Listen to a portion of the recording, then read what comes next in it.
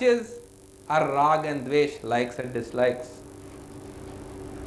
That when the mind arrogates and says I, me and mine, the mind is termed as ego.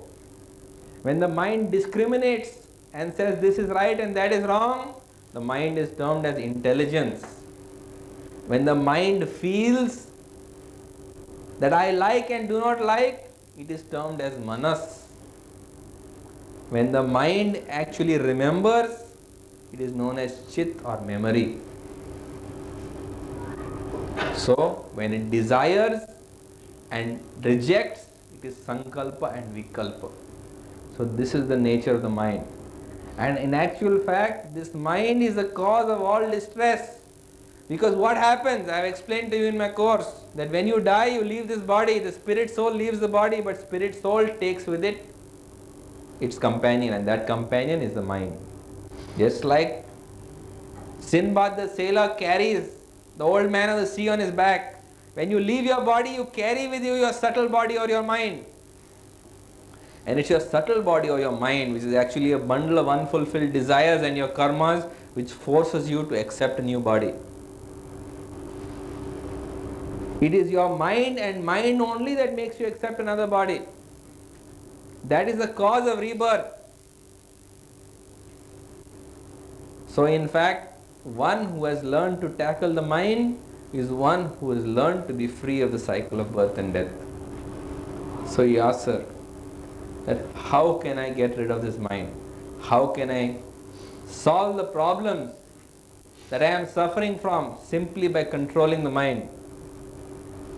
So Kumbha Muni explains to him that if you want to control the mind, you should understand that you have to use a similar substance to control a similar substance. Just like if you have mud on your foot, you can take sand, and by putting sand on the mud, you can rub the mud off, because the sand will absorb the water and will allow you to make your foot clean.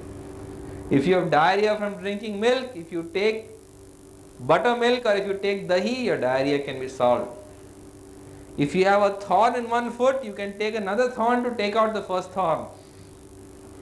So also he explains that if you want to conquer the mind, you have to use the spiritual mind. That if you want to control your material mind, you have to use your spiritual mind. If you want to control your ashuddh manas, you should use your shuddh manas. The impure mind is controlled by the pure mind. The material mind is cured or tackled only by the pure mind.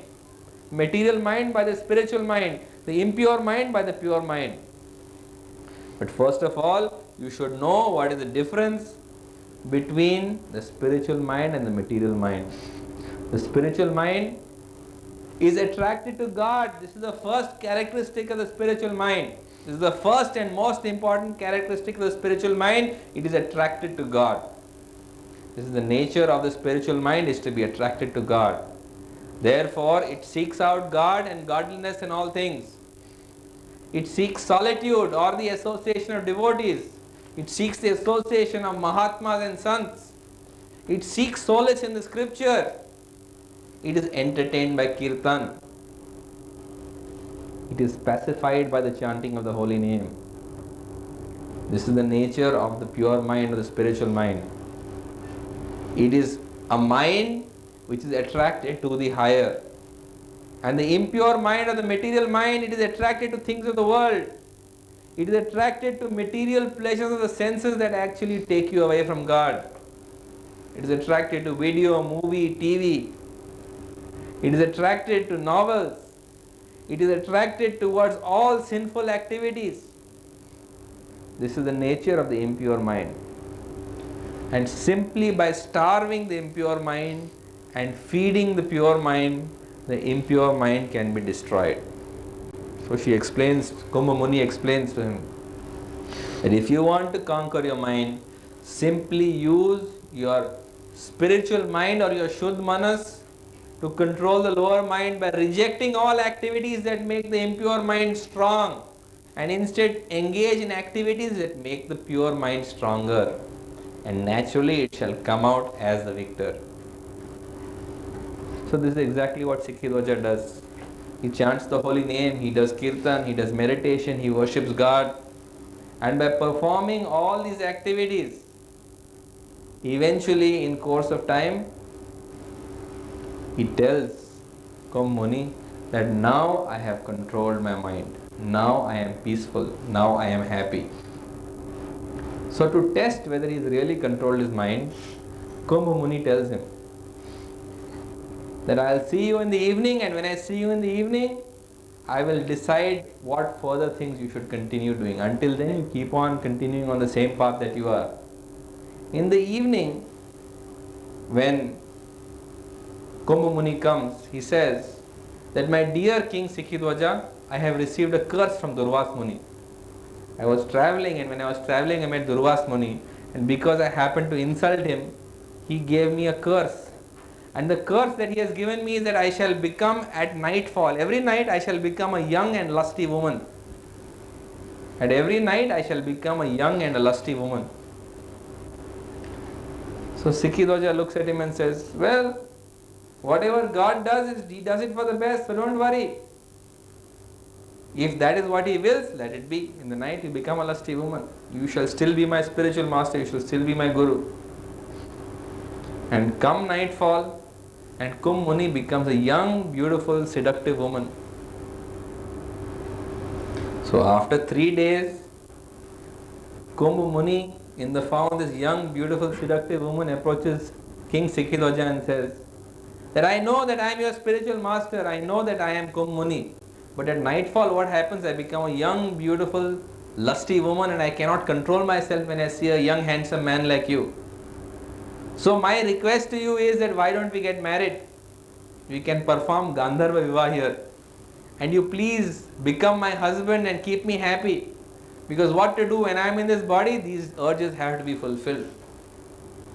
So King Sikhidwaja says, alright, whatever you say, I will do, because you are my spiritual master. Whatever instruction you give me, I shall fulfill.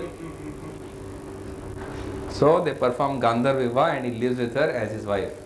In the daytime he becomes Kumbh Muni. In the night time he becomes this young lusty woman who is his wife. So after some time, this Queen Chudalai, who is actually Kumbh Muni, who has now taken the form of this young lusty woman, she decides to test him even further. So she now comes before him in the form of King Indra. And coming before him in the form of King Indra, she tells him that my dear King Sikhidwaja, we have observed your austerities, and everybody in Indralok is highly enamored of you. All the great celestial maidens in the heavenly planets, they want to enjoy with you. So I have been sent here by special request from Urvashi and Rambha, who want me to bring you back so they can enjoy with you. And please come to heaven, you will have great heavenly delights, and the most beautiful celestial maidens in the 3 worlds will entertain you and enjoy with you.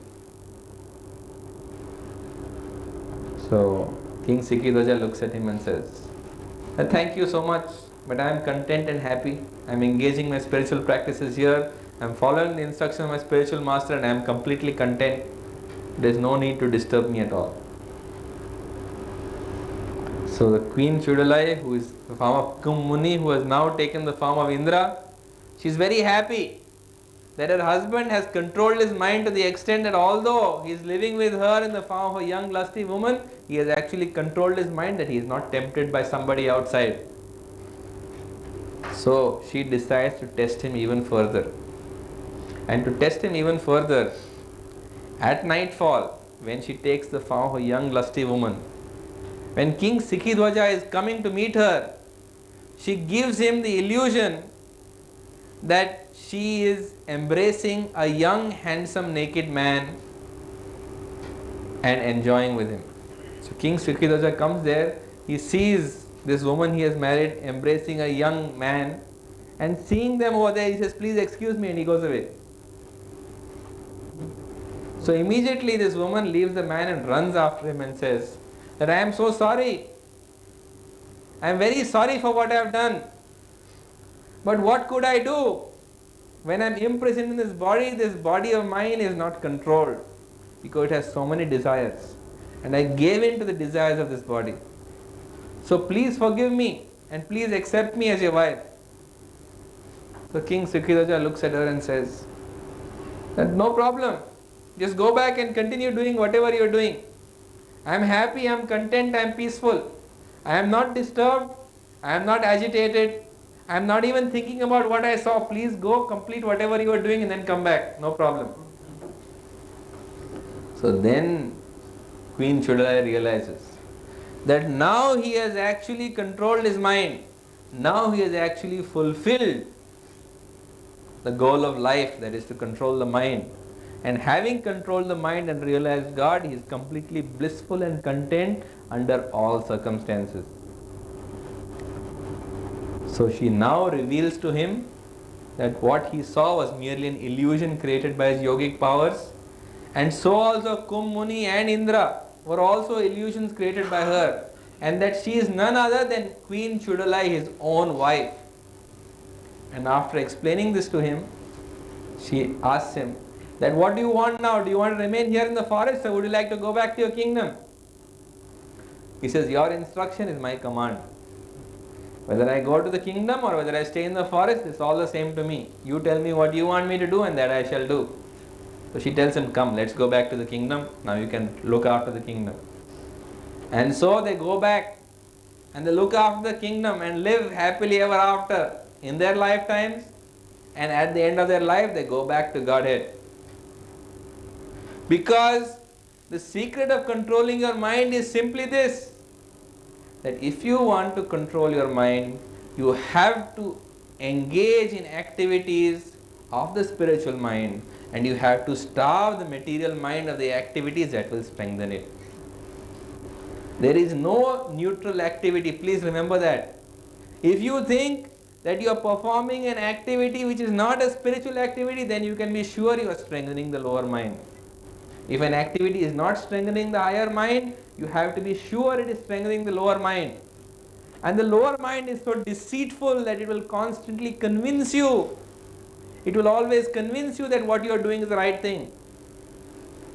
Because the mind consists of two components. It consists of the conscious component and the subconscious component. There is a part of the mind that you can see and there is a part of the mind that you do not see. It's like an iceberg. If you see ice floating, 1/10 is above the surface and 9/10 is below the surface. That is the nature of the mind. Just like ice which floats 1/10 above and 9/10 below, the mind is only 1/10 above and 9/10 below.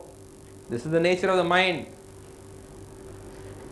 Once upon a time, there was a great ship that was launched, and that ship was known as the Titanic. It was called the unsinkable ship.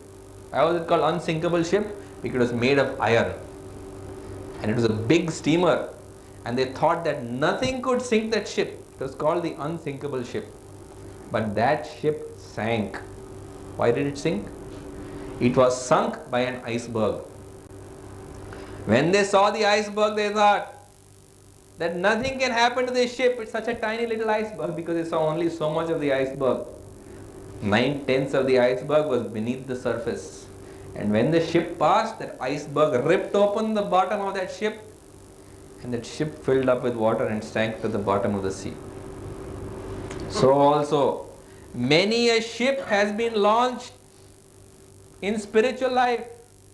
Many a ship has been launched in spiritual life, and it has been called an unsinkable ship.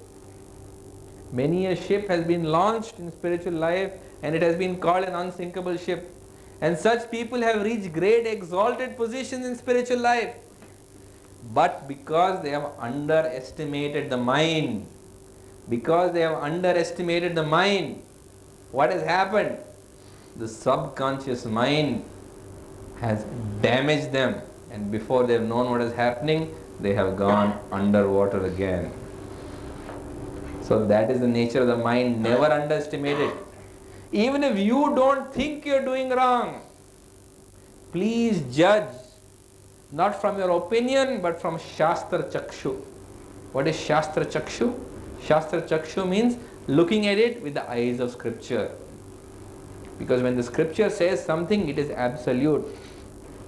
It has been said, Ya Shastra Vidam Uchsrijaya Vartate Kamakarata. Na sa siddhim avapnoti na sukham na param gatim. For one who disobeys the injunction of the scripture, for such a person, there is no peace, there is no happiness, and finally there is no perfection and no final destination. So judge your activities from the scripture. Note that it's your subconscious mind which will eventually cause your destruction, because the subconscious mind contains so many things you would not like to reveal. That's why it remains subconscious. It's like the story of Bluebeard. Bluebeard was a very famous man. He married hundreds of women, and after he married them and after taking their dowry and their money and whatever else they had, he would kill them and he would hang them in the closet. Closet means the big cupboard. There's a room in the form of a cupboard. He would hang them over there after killing them and making all their money. But one day what happened? His last wife got the key to that cupboard, and she opened the key to that cupboard, and when she opened the key to the cupboard, she saw all the skeletons there, and therefore he was God. All of us have got